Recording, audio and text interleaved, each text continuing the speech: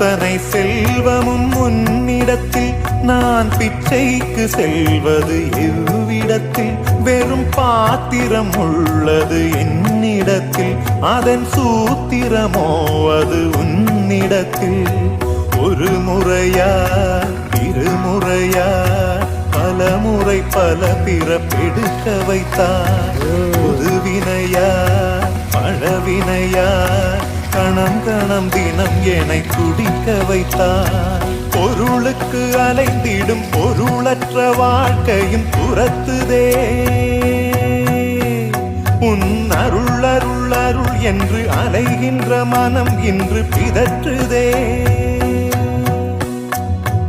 அருள் விழியால் நோக்குவாய், மலர்பதத்தால் தாங்குவாய், உன் திருக்கரம் என்னை அரவணைக்குனதருள் பெற